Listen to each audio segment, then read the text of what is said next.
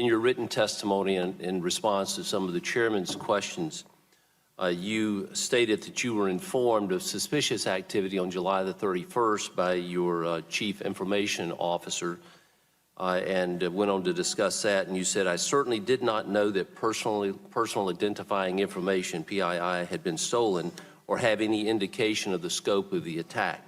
Did you ask him if there had been any personal identifying information that had been obtained? Congressman, at that time I was informed it was a dispute portal document.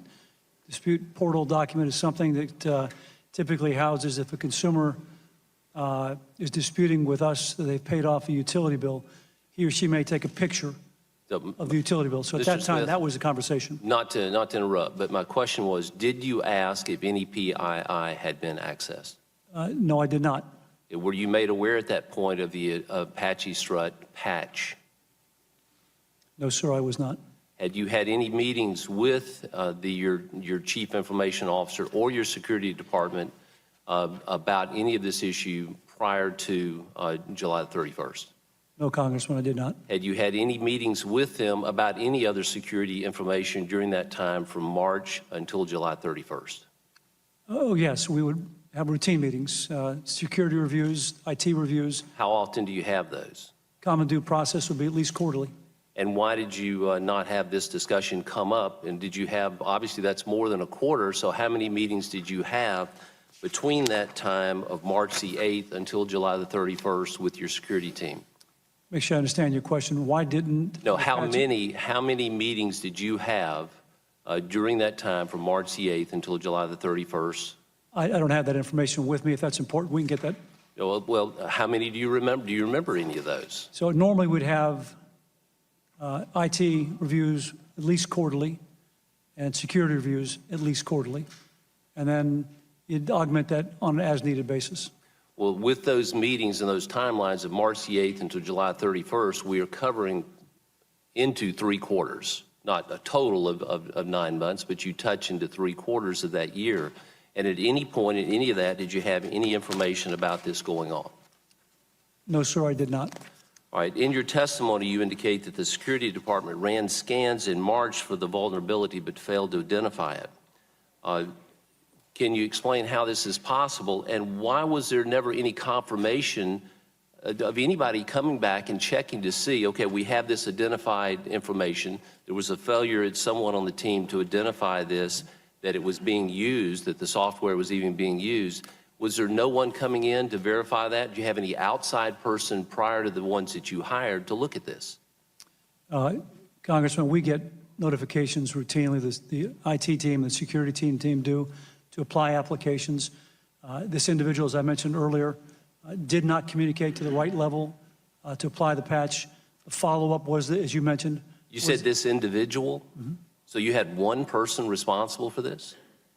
There's an owner of the patch process. There's a communication that comes out from security. It's a broad-based communication.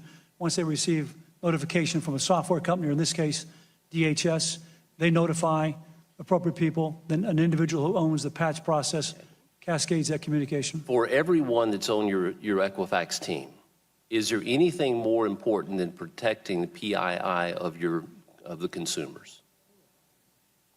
No, sir.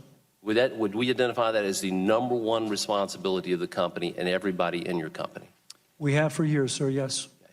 So it just appears, obviously, the job wasn't done. And so we know that, and we're trying to look at this. And I know, too, there was an Equifax spokeswoman who said, we've taken short-term remediation steps and continue to implement and accelerate long-term security improvements as part of ongoing actions to help prevent this type of incident from happening again. So we have 145.5 million people whose PII has been compromised. How many files do you have in the system? Worldwide?